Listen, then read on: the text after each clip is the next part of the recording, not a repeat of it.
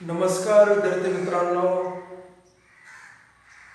तुमच्या सर्व विद्यार्थ्यांच्या इयत्ता अखंड सायन्स या वर्गामध्ये सर्वप्रथम स्वागत.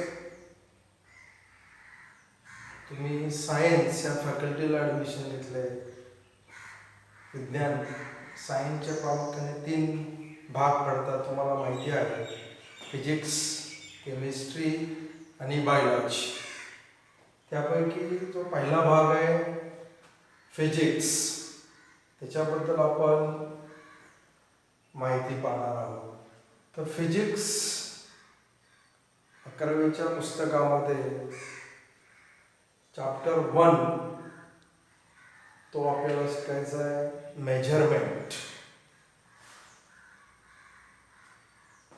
Measurement of physical quantities. तर सर्वप्रथम आपल्याला माहीत करून घ्यायचं आहे की फिजिकल क्वांटिटी म्हणजे काय. क्वांटिटी किंवा फिजिकल क्वांटिटी, जसं आपण फिजिक्सचा मराठी अर्थ विचारात घेतला तर फिजिक्स म्हणजे आपण त्याला म्हणतो भौतिकशास्त्र किंवा पदार्थ विज्ञान. म्हणजे कुठलीही वस्तू असेल त्या वस्तूचा अभ्यास आपल्याला करायचा. उदाहरणार्थ ती वस्तू दिसती कशी, त्याचा आकार कसा आहे, बरोबर, ह्या गोष्टींचा विचार करायचा आहे. म्हणजे त्या वस्तूच्या भौतिक किंवा आपण ती वस्तू कशी दिसणार आहे, तिचा आकार कसा आहे, तिची लांबी किती आहे, तिची उंची किती आहे, ह्या सर्व गोष्टींचा विचार ज्याच्यामध्ये येतो ते भौतिकशास्त्र. आणि त्याला दुसरा एक पॅरल शब्द येतो म्हणजे पदार्थ विज्ञान. म्हणजे कुठलाही पदार्थ असेल, वस्तू असेल, त्याच्याबद्दलची माहिती जी आपल्या डोळ्याने दिसणार आहे किंवा दिसणार नाही, ह्या दोन्ही माहिती आपण घ्यायचा प्रयत्न करतो तो ह्या भागामध्ये.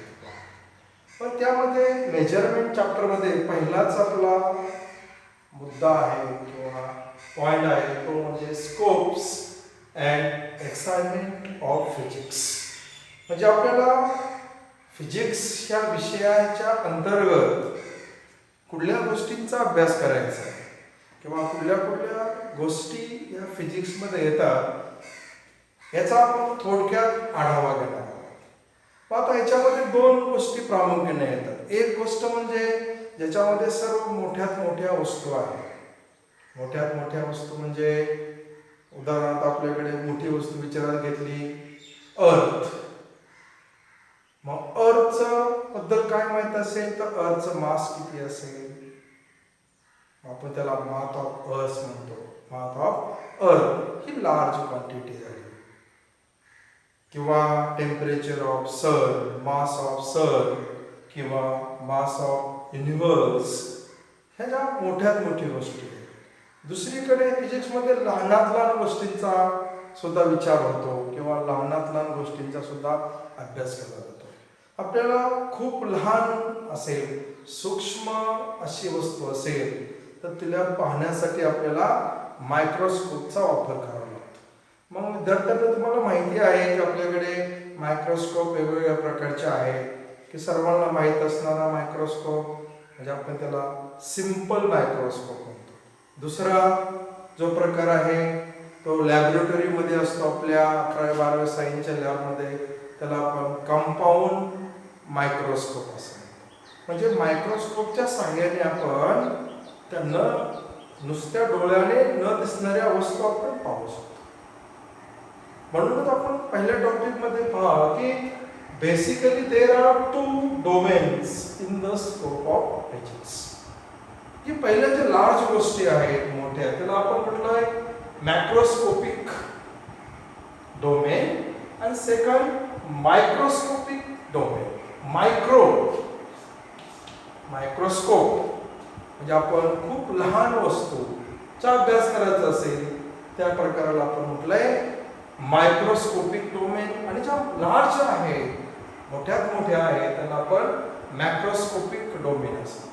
मॅक्रोस्कोपिक मध्ये काय येणार असणार आहे, कुठल्या गोष्टी येणार आहेत तर इन फेनॉमेनॉन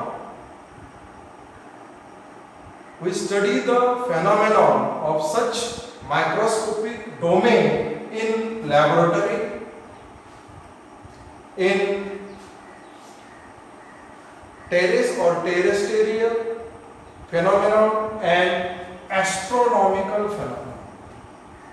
म्हणजे आपण मॅक्रोस्कोपिक मध्ये कुठल्या गोष्टी येतील तर आपण लार्ज स्केलवर असणाऱ्या गोष्टी, लार्ज एक्सपेरिमेंट, मोठात मोठा करत असेल तर लॅबमध्ये आपण उघड्या डोळ्याने तो करू शकतो.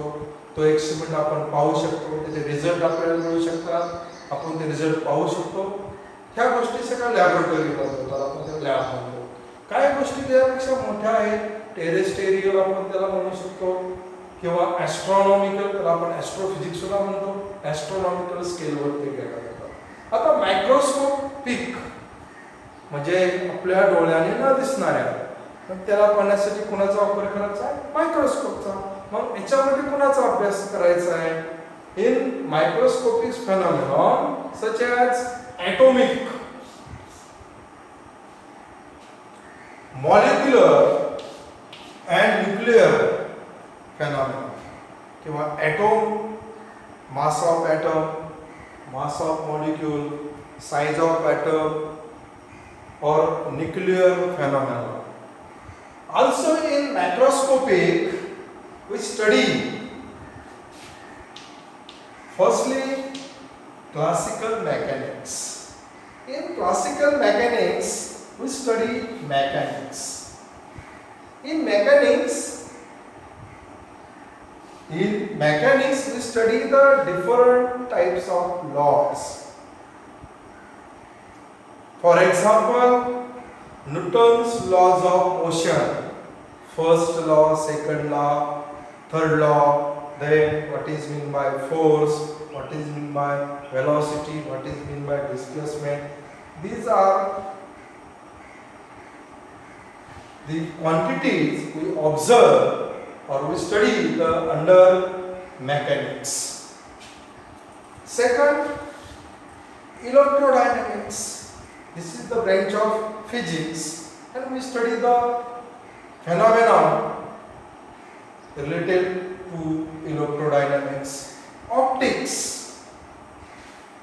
Optics is the terrestrial phenomenon. In optics we study the different types of lenses, concave lens, convex lens, microscope, telescope, different types of binoculars, telescope, and also we observe the phenomenon of reflection of light, refraction of light, dispersion of light, scattering of light. These are those phenomena under this optics.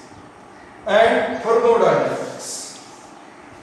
Thermodynamics is also a branch of physics. We study the different quantities such as temperature of body, heat of body, energy of body, or laws of thermodynamics. In macroscopic phenomena, this phenomena observed at large scale such as the distance between two planets, distance between sun and earth, or mass of earth. For example, suppose mass of known universe is 10 raised to 55. This is very large scale. And in microscopic phenomena we study the structure of matters, every type of matter. We observe the structure of matters, structure of atoms, structure of molecules, structure of nuclei. This structure of matters, atoms, nuclei is very small. Hence it is the microscopic phenomena. And the study of that type of structures is very small scale. Suppose, for example, the mass of electron is very small, near about 10 raised to minus 13 kilogram. This is about, in briefly, the scope and assignment of physics. That means in this scope and assignment of physics, we study the large quantity and small quantity. We know that the quantities or substance are classified into three types: solid, liquid and gases, and we study all these. It may be solid, it may be liquid, or it may be gases. We study physically all the properties of that solid, liquid and gases. The second topic of the measurement is need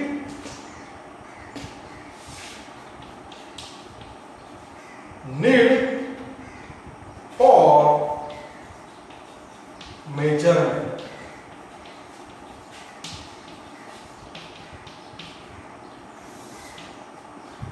need for measurement, की आपल्याला मोजमाप करण्याची आवश्यकता का असते. तर आपल्याला माहिती फिजिक्स मध्ये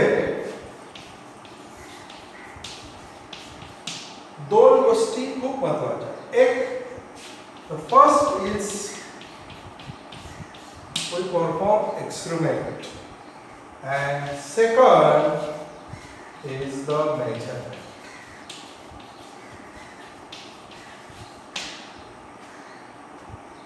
Different type of experiment performed in lab and also to measure the different quantities with accurate measurement. In surrounding, we study the knowledge of our surrounding using vision, hearing, touching and smell also. उदाहरणार्थ आपण पाहतो असतो की आपण आपल्या भोवताली समजा आपल्याला कुठल्या तरी वस्तूचा वास आला आहे, त्या वासावरून आपण ती वस्तू कुठली आहे याचा अंदाज घेऊ शकतो. परंतु ती वस्तूची क्वांटिटी किती आहे ती आपण नाही सांगू शकतो. एखादी वस्तू आपण स्पर्श केला तर आपल्याला जाणीव होते ही वस्तू थंड आहे का, ही वस्तू गरम आहे, परंतु त्याची क्वांटिटी किती आहे ती आपल्याला समजत नाही. मग प्रत्येक गोष्टीची क्वांटिटी याचं ॲक्युरेट मोजमाप होण्यासाठी किंवा ती क्वांटिटी किती आहे त्याचं उत्तर आपल्याला मिळण्यासाठी आपल्याला मेजरमेंटची आवश्यकता आहे. मग असं मेजरमेंट करण्यासाठी आपल्याला लॅबोरेटरीमध्ये परफेक्ट एक्सपेरिमेंट करावा लागतो आणि एक्सपेरिमेंट करण्यासाठी आपल्याला ॲक्युरेट मेजरमेंट घ्यावे लागते. म्हणजे समजा उदाहरणार्थ माझ्या हातामध्ये एक डस्टर आहे, आपण प्रश्न पडणार की डस्टरची लेंथ आपल्याला काढायची, म्हणजे लांबी काढायची, रुंदी काढायची, उंची काढायची. मग यासाठी आपल्याला कुणाचा वापर करावा लागणार आहे. मग आपल्याला कळणार आहे की आपल्याला लेंथ मेजर करायची, मग कुठल्या तरी आपल्याला एककाची किंवा आपल्याला युनिटची गरज असणार. This is about the need for measurement. म्हणजे आपल्याला ॲक्युरेट एक्सपेरिमेंट करायचं असेल, ॲक्युरेट रिझल्ट मिळवायचा असेल तर आपल्याला अंदाजे माप न घेता आपल्याला ॲक्युरेट त्या गोष्टीची किंवा त्या क्वांटिटीची माहिती मिळवायची असेल तर आपल्याला मेजरमेंट करायला पाहिजे. पण मेजरमेंट होण्यासाठी सर्वात महत्त्वाची गोष्ट कुठली आहे असेल तर ती म्हणजे कुठली गोष्टीचं मेजरमेंट करायचं आहे. समजा आपल्याकडे एक क्वांटिटी आहे length, this is the physical quantity. आपल्याला लांबी मोजायची आहे तर आपण काय करणार, तर आपल्याकडे जे एकक आहे किंवा इन्स्ट्रुमेंट आहे आपण त्याला म्हणतो मीटर स्केल. मीटर स्केलच्या साहाय्याने आपण त्याची लांबी काढू शकतो. म्हणजे मीटर स्केल हे त्याचा, मग मीटर स्केल जी आपल्याकडे आहे त्याची आपण लेंथ काढू शकतो. ते कितीपर्यंत घेऊ शकतो आपण इन सेंटीमीटर मीटर. म्हणजे सेंटीमीटर आणि मीटर हे काय झालं, युनिट ऑफ लेंथ. म्हणजे आपल्याला मेजरमेंट करायची असेल तर आपल्याला योग्य असं युनिट निवडावं लागेल. मग आपण पाहिलं की आपण मगाशीच म्हटल्याप्रमाणे आपल्याकडे काही क्वांटिटी सॉलिड फॉर्ममध्ये आहेत, काही लिक्विड फॉर्ममध्ये आहेत आणि काही गॅस स्टेटमध्ये. मग सॉलिड फॉर्ममध्ये असेल त्याला सर्वच क्वांटिटी, समजा सॉलिडचा आपल्याला मास काढायचा असेल तर आपण युनिट किलोग्रॅम वापरणार आहे. लिक्विडचं आपण वेगळं युनिट घेणार आहे. म्हणजे जसे आपली फिजिकल क्वांटिटी चेंज होईल तसं आपलं युनिट सुद्धा चेंज होणार आहे. समजा माझ्या हातामध्ये ही क्वांटिटी डस्टर आहे, याच्यासाठी आपल्याला परफेक्ट शेप आहे, तुम्ही लांबी रुंदी उंची काढू शकता. दुसरी माझ्याकडे आहे क्वांटिटी, फिजिकल क्वांटिटी, तुम्ही याचा रेडियस किंवा डायमीटर काढू शकता. आणखी एक क्वांटिटी आहे, समजा हा खडू आहे, याचा तुम्ही डायमीटर काढू शकता.